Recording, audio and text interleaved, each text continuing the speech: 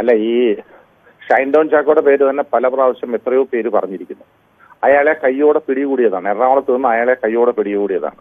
അതോടൊപ്പം തന്നെ ഒരിക്കലും ഈ ശ്രീനാഥ് ബാസിയും അതുപോലെ പ്രേഗമാട്ടിനെയും ഒക്കെ പോലീസ് റെയ്ഡ് ചെയ്ത് പിടിച്ചതാണ്. ഇങ്ങനെയുള്ള ആളുകളുടെയൊക്കെ പേരുവിവരങ്ങൾ പുറത്തു വന്നിട്ട് പോലും ഇപ്പോഴും സ്വന്തമായിട്ട് ഈ പറഞ്ഞ പോലെ കുറെ സോഷ്യൽ മീഡിയയിൽ ഇങ്ങനെ ഹൈപ്പ് ഉണ്ടാക്കിക്കൊണ്ടേയിരിക്കുന്നു, സിനിമകൾ ചെയ്തുകൊണ്ടേയിരിക്കുന്നു. ഇവരെയൊക്കെ സിനിമയിൽ നിന്ന് ഒഴിവാക്കി എടുത്ത് പടിയടച്ച് പിണ്ടം വെക്കണമെന്ന് ഞങ്ങളുടെ സമയം കഴിഞ്ഞു.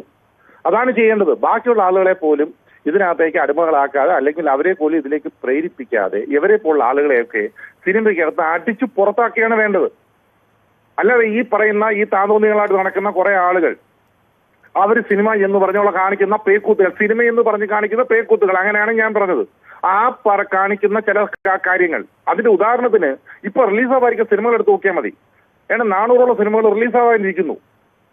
ആരാ നടനെന്നറിയില്ല, ആരാ നടിയെന്നറിയില്ല. ഇവനെ പോലുള്ള ആളുകളൊക്കെ അഭിനയിക്കുന്ന ചില സിനിമകൾ, അതിനകത്ത് വർക്ക് ചെയ്യുന്ന ആളുകളും അതിന്റെ പിന്നണി പ്രവർത്തിക്കുന്ന ആളും അതിന്റെ നിർമ്മാതാക്കളെ ഉൾപ്പെടെയുള്ള ആളുകളെ ഇവിടുത്തെ എക്സൈസും അതുപോലെ തന്നെ ഇൻകം ടാക്സ് ഉദ്യോഗസ്ഥരടക്കമുള്ള ആളുകൾ അവരെ പരിശോധിക്കണം, അവരുടെ വീടുകൾ പരിശോധിക്കണം, അവരുടെ ഓഫീസുകൾ പരിശോധിക്കണം. കാരണം ഇവർക്കൊക്കെ എത്ര നഷ്ടം വന്നാലും ഈ പണം എവിടെ നിന്നും വരുന്നു, ഈ പണം എങ്ങോട്ട് പോകുന്നു, ഈ സെറ്റിൽ ചെലവാക്കുന്ന 5-6 കോടി രൂപയൊക്കെ എവിടെ നിന്നാണ് ഇവർക്ക് വരുന്നത്, ഇതൊന്നും അന്വേഷിക്കുന്ന നാട്ടിൽ ഒരു നിയമമില്ലേ എന്ന് നമ്മളിങ്ങനെ ഈ ഓരോരുത്തർ പരാതി കൊടുക്കുമ്പോൾ മാത്രം ഒരാളുടെ പേര് പറഞ്ഞുകൊണ്ടിരിക്കുക. ഈ നാട്ടിലെ നിയമം എല്ലാം കയ്യിൽ വെച്ചുകൊണ്ട് തൂക്കിയെടുത്ത് അകത്തിടണമെന്ന്, അതാണ് ആദ്യം വേണ്ടത്. പരാതി ഇല്ലതായിരുന്നല്ലോ, ഇത്ര നാളും വെളിപ്പെടുത്തിക്കൊണ്ടിരുന്നു. ഇപ്പൊ പരാതി ഉണ്ടല്ലോ, വിൻസിയുടെ പരാതിയില്ലേ? വിൻസിയുടെ പരാതി ഷൈൻ ടോൺ ചാക്കോയെ അറസ്റ്റ് ചെയ്യുമോ? അറസ്റ്റ് ചെയ്യണം, അതാണ് വേണ്ടത്. അറസ്റ്റ് ചെയ്ത് അകത്തിട്ട് ചോദിക്കേണ്ട പോലെ ചോദിച്ചാൽ ഇവനൊക്കെ മണിമൂല ഉത്തരം പറയും. അതെങ്ങനെ പിടിച്ച് അകത്തിട്ടാലും ജാമ്യത്തിൽ ഇറക്കാനും സിനിമാക്കാരുണ്ട്, പണം കൊടുത്ത് സഹായിക്കാൻ സിനിമാക്കാരുണ്ട്, അടുത്ത സിനിമയിലേക്ക് ബുക്ക് ചെയ്യാനും സിനിമാക്കാരുണ്ട്, മുഖ്യധാര സിനിമാക്കാരുണ്ട്, ചില സംഘടനകളുടെ നേതാക്കന്മാർ തന്നെയുണ്ട് ഇവർക്ക് മാപ്പ് കൊടുക്കാൻ. മാപ്പിന്റെ ഹോൾസെയിൽ ഡീലേഴ്സാണ് ഇവിടുത്തെ പല സംഘടനയുടെ നേതാക്കന്മാർ മലയാള സിനിമയിലെ. ഇത് എന്താണ് ഓരോ ദിവസങ്ങളും കേട്ടോണ്ടിരിക്കുന്നത്?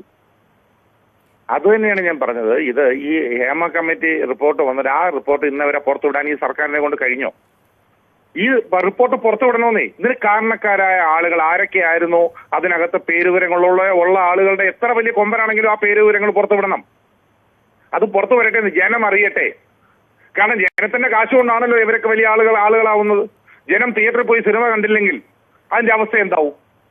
ഒരു ജനം വിചാരിക്കുകയാണ് ഞങ്ങൾ തിയേറ്ററിൽ പോയി സിനിമ കാണുന്നില്ല, പിന്നെ കുറെ ഊള ഫാൻസുകാരുണ്ടാവും ഇവർക്ക് ഓരോരുത്തർക്കും, പിന്നെ സോഷ്യൽ മീഡിയ ഹൈപ്പ് ഉണ്ടാക്കാനും കുറെ ഊളകളുണ്ടാവും. ഇതാണ് നടന്നുകൊണ്ടിരിക്കുന്നത്. ഈ സോഷ്യൽ മീഡിയ ഹൈപ്പ് ഉണ്ടാക്കാൻ വേണ്ടി രാവിലെ വനിതാ തിയേറ്റർ മുമ്പിൽ ചെല്ലുമ്പോൾ കാണാം ഓരോ പടത്തിന്റെയും പ്രിവ്യൂ ഇടുന്ന സമയത്ത് എറണാകുളത്ത് ഇടപ്പള്ളിയിലുള്ള വനിതാ തിയേറ്ററിന് മുമ്പിൽ ചെന്ന് കഴിയുമ്പോൾ ഒരു 150 സോഷ്യൽ മീഡിയ ആൾക്കാരുണ്ട്. 4 സബ്സ്ക്രൈബർ പോലും ഇല്ലാത്ത ആൾക്കാർ പോലും ഉണ്ട്. എല്ലാം പെയ്ഡ് പ്രൊമോഷനാണ്. ഓരോ സിനിമയ്ക്കും പെയ്ഡ് പ്രൊമോഷൻ. ആ പെയ്ഡ് പ്രൊമോഷൻ അല്ലാതെ പൈസ കൊടുത്തില്ലെങ്കിൽ പ്രൊമോഷൻ ഇല്ല. നെഗറ്റീവ് റിവ്യൂ ഇടും, നെഗറ്റീവ് കമന്റ് ഇടും. അതൊരു ബിസിനസ് വേറെ ലൈനില്. ഇവിടെ മര്യാദയ്ക്ക് സിനിമ ചെയ്യുന്ന എത്ര ആളുകളുണ്ടെന്ന് ഒന്ന് വിരലിലുണ്ടാവുന്ന ആളുകൾ മാത്രമേ ഇപ്പോൾ ഉണ്ടാവൂ. യാതൊരു സംശയമില്ല അതിനകത്ത്. ആ വിരലിലുണ്ടാവുന്ന ആളുകൾ ചെയ്യുന്ന സിനിമയെ പോലും ഇപ്പോ ഈ പേരുദോഷം കൊണ്ട് ഇല്ലാതാക്കുന്ന രീതിയിലാണ് എവന്മാരുടെയൊക്കെ ഈ പ്രവൃത്തി കൊണ്ട് ഇപ്പൊ നടന്നുകൊണ്ടിരിക്കുന്ന കാര്യങ്ങൾ. പ്രത്യേകിച്ചും ഈ ലഹരിക്കെതിരെ കേരളം മുഴുവൻ ആഞ്ഞടിച്ചുകൊണ്ടിരിക്കുന്നു. ഓരോരുത്തരും ലഹരി ഉപയോഗിക്കരുത്. ആരോടാണ് പറയുന്നത്? പറയുന്ന ആൾക്കാരെല്ലാം ഒരു സരിക്കണമെന്ന് പറയും. പക്ഷേ ചെയ്യുന്ന ഇവരെ പോലെ ആളുകൾ ഇത് ചെയ്യുന്നു, ബിസിനസ് ചെയ്യുന്നു, അതുകൊണ്ട് കാശുണ്ടാക്കുന്നു, സ്ത്രീകളെ കയറി പിടിക്കുന്നു, ആ ലൊക്കേഷനിൽ അലമ്പുണ്ടാക്കുന്നു. ആർക്കും ഒരു പരാതിയില്ല. ഇവിടെ നിർമ്മാതാക്കളുടെ അസോസിയേഷൻ ഒരു പരാതിയില്ല, ചേംബറിനും പരാതിയില്ല, ടെഫ്റ്റയ്ക്കില്ല, മാക്ടയ്ക്കില്ല, ആർക്കും പരാതിയില്ല. ഞാനൊരു കാര്യം കൂടെ ചോദിക്കട്ടെ, ഈ ചേംബർ ആരാണ് ഇതിനകത്ത് നടപടി എടുക്കാൻ? ചേംബർ ആരാണ്? നടപടി എടുക്കേണ്ടത് പോലീസാണ്. ഈ പറയുന്ന ചേംബറിന് ഒരു പരാതി കൊടുത്താൽ ചേംബർ ആ പരാതി പോലീസിന് കൈമാറണം. ഇല്ലെങ്കിൽ അവർ കാണിക്കുന്നത് ഏറ്റവും ഗുരുതരമായ തെറ്റാണ്. എന്നിട്ട് ആജീവനാന്തം വിലയ്ക്ക് തന്നെ നിർത്തണം. ഇവനൊന്നും സിനിമയിൽ വേണ്ടെന്ന്. എന്തിനിങ്ങനെ ഈ ഇൻഡസ്ട്രിക്ക് പേരുദോഷം ഉണ്ടാക്കാൻ അവനെ പോലുള്ള ആളുകൾ? അത് നിർത്തിക്കണത്, അതാണ് വേണ്ടത്. ആ പരാതി ഇമ്മീഡിയറ്റ് ആയിട്ട് പോലീസിന് കൊടുക്കുകയാണ് ചേംബർ ചെയ്യേണ്ടത്. അല്ല കൈ വെച്ചുകൊണ്ടിരുന്നിട്ട് അവര് ഞങ്ങൾ നടപടിയെടുക്കും, ചേംബറോ അല്ലെങ്കിൽ അസോസിയേഷനോ ഒന്നും നടപടിയെടുക്കാനുള്ള അധികാരം അവർക്കില്ല. ആരും അവരെ അധികാരപ്പെടുത്തിയിട്ടുമില്ല. ഏതെങ്കിലും ക്രിമിനൽ കേസിലോ, കഞ്ചാവ് കേസിലോ, ലഹരി കേസിലോ, ഇതേപോലുള്ള പെണ്ണുങ്ങളെ കയറി പിടിക്കുന്ന കേസിലോ ഒക്കെ നടപടിയെടുക്കാൻ വേണ്ടി ഒരു സംഘടനകളെയും ഒരാളെ ഏൽപ്പിച്ചായിട്ട് ഭരണഘടന ഒരിടത്ത് ഞാൻ വായിച്ചിട്ടില്ല. നമ്മുടെ നാട്ടിൽ അങ്ങനെ ഒരു നിയമവും ഇല്ല. അതുകൊണ്ട് അവരത് പോലീസിൽ ഏൽപ്പിക്കണം. അതാണ് ആദ്യം ചെയ്യുന്നത്. 101% അത് തന്നെയായിരിക്കും. സജീന്ദ്രേട്ടൻ ആരാണ് ഇവിടുത്തെ പിന്നെ DGP? സംഘടനാപരമായി നടപടി എടുക്കാനായുള്ളവർ എന്ത് നടപടി എടുക്കുന്നത്? കൂടിപ്പോയ നടപടിയെടുക്കും. അയാളെ ചിലപ്പോൾ കുറച്ച് നാളത്തേക്ക് സിനിമയിൽ നിന്ന് മാറ്റി നിർത്തും. അപ്പോഴേക്കും സിനിമയിലെ വേറെ ചില നേതാക്കന്മാർ വരും. അവർക്ക് മാപ്പ് കൊടുക്കാം, ഇത്ര നാൾ പുറത്തു നിർത്തിയില്ലേ എന്ന് പറഞ്ഞ് മാപ്പ് കൊടുക്കാൻ മതി. കുറെ ആളുകൾ പുറത്തു വരും. അതോടെ വീണ്ടും സിനിമയിൽ സജീവമാവും. തറയിൽ കിടന്നും ഇരുന്നും ചരിഞ്ഞും ഒക്കെ ഇന്റർവ്യൂ കൊടുക്കും. സോഷ്യൽ മീഡിയ പ്രൊമോട്ടേഴ്സ് അവരെ പ്രൊമോട്ട് ചെയ്തുകൊണ്ടേയിരിക്കും. അവൻ പോകുന്നത് കണ്ടോ, അവൻ നടക്കുന്നത് കണ്ടോ, അവൻ ഇരിക്കുന്നത് കണ്ടോ, അവന്റെ തൊപ്പി കണ്ടോ, അവന്റെ മൂക്ക് കണ്ടോ. പിന്നെ ഞാൻ കൂടുതലൊന്നും പറയുന്നില്ല ആ കാര്യങ്ങളെ കുറിച്ച്. ഇതെല്ലാം എടുത്തിട്ടിട്ട് പിന്നെ അവസാനം ചെയ്യുന്ന എന്താ? അവരെ വീണ്ടും സജീവമാക്കും. വീണ്ടും ഈ കച്ചവടം ഇങ്ങനെ പൊടി പിടിച്ചുകൊണ്ടേയിരിക്കും. ഞാൻ പറഞ്ഞു, ഇപ്പൊ ഒരു ആർജവമുള്ള സർക്കാരാണെന്നാണല്ലോ അവകാശപ്പെടുന്നത് പിണറായി വിജയൻ സർക്കാർ. എന്തുകൊണ്ട് ഈ ലഹരിക്കെതിരെ ശ്രീമാൻ പിണറായി വിജയൻ പോലും വളരെ ശക്തമായി പറഞ്ഞു, ലഹരിക്കെതിരെ ഞങ്ങൾ വളരെ ശക്തമായി നടപടിയെടുക്കുമെന്ന് പറയുന്നു. എന്തുകൊണ്ട് ഇപ്പൊ തന്നെ എനിക്ക് തോന്നുന്നു ന്യൂസ് 8 തന്നെ ഞാനിപ്പോ ഏതാണ്ട് 6ാമത്തെ 7ാമത്തെ ചർച്ചയാണ് ഈ കഴിഞ്ഞ 2 ആഴ്ചക്കുള്ളിൽ ഈ ലഹരിക്കെതിരെയുള്ള ചർച്ചയ്ക്ക് വരുന്നത്. അങ്ങനെ ഓരോ ചാനലുകളും. അപ്പൊ അത് ഈ കാര്യങ്ങൾ നടക്കുമ്പോ ഇതിനെതിരെ നടപടി എടുക്കാതെ എടുക്കുമെന്ന് പറഞ്ഞിട്ട് കാര്യമില്ല. അത് 10 പൂട്ടിയിട്ടിട്ടും കാര്യമില്ല. അതിനെ ഒരു ലോക്കൽ നേതാവോ ഒരു സംസ്ഥാന നേതാവോ ഒന്നും പൂട്ടിയിട്ടത് കൊണ്ടൊന്നും ഇത് അവസാനിക്കാൻ പോകുന്നില്ല.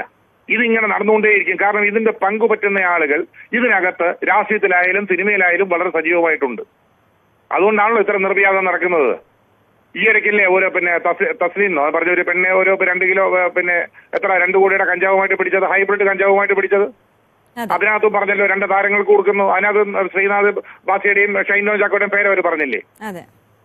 ഇപ്പൊ വിൻസി പറഞ്ഞില്ലേ? നേരത്തെ അറസ്റ്റ് ചെയ്തില്ലേ? പ്രേഗമാട്ടിനോടൊപ്പം ശ്രീനാഥ് ബാസിയെ പിടിച്ചില്ലേ?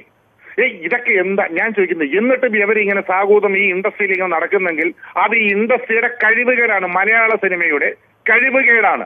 അല്ലെങ്കിൽ യവനെ പോലെയുള്ള ഈ ആളുകളെ പേടിയാണ് ഇവർക്ക്. മലയാള സിനിമ ഇൻഡസ്ട്രിക്ക് പേടിയാണ്.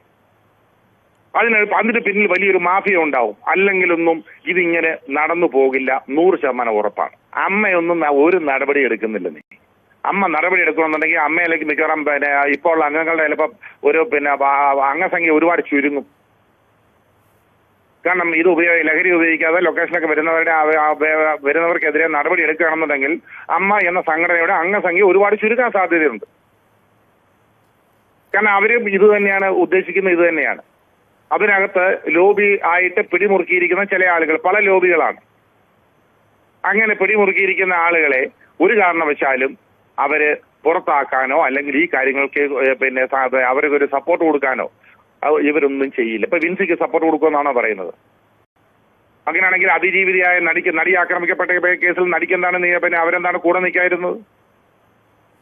കൂടെ നിൽക്കുമെന്ന് എന്തായി? ഒരുപാട് അപ്പോസ്റ്റലന്മാരുണ്ടല്ലോ അതിനകത്ത്. ഘോരം പ്രസംഗിക്കുന്ന എത്രയോ ആളുകളുണ്ട്. എത്രയോ കമ്മ്യൂണിസ്റ്റ് ചിന്താഗതിക്കാരുണ്ട്, കോൺഗ്രസ്സുകാരുണ്ട്, BJPക്കാരുണ്ട്, എത്രയോ പാർട്ടിക്കാരുണ്ട്. അവിടെ രാഷ്ട്രീയമല്ല വേണ്ടത്. അങ്ങനെ വരുമ്പോ അവർക്ക് കൊടുക്കാനുള്ള സഹായമാണ് ചെയ്തു കൊടുക്കേണ്ടത് ആദ്യം. ഒന്നുമില്ലെങ്കിൽ അവരോടൊപ്പം നിൽക്കുന്ന പണിയെങ്കിലും കാണിക്കണം.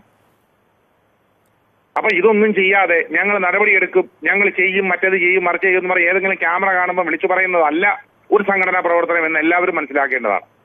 അത് അമ്മയായാലും വെബ്കയായാലും ആക്ട് ആയാലും ആരായാലും ശരി, ക്യാമറ കാണുമ്പോൾ മാത്രം വിളിച്ചു പറയുന്ന നല്ല സംഘടനാ പ്രവർത്തനം. ഈ ഫിലിം ചേംബർ ഇപ്പൊ ഇത് പോലീസ് കൊടുത്തില്ലെങ്കിൽ ചിലപ്പോൾ മറ്റു പലരും ഇത് പോലീസ് കൊടുക്കാൻ തയ്യാറാവും. DGPക്ക് ഇത് പരാതി കൊടുക്കാനും ഇതിന് കേസെടുപ്പിക്കാനും തയ്യാറാവും. അതും കൂടെ ചേംബർ ഓർത്താൽ നന്ന്.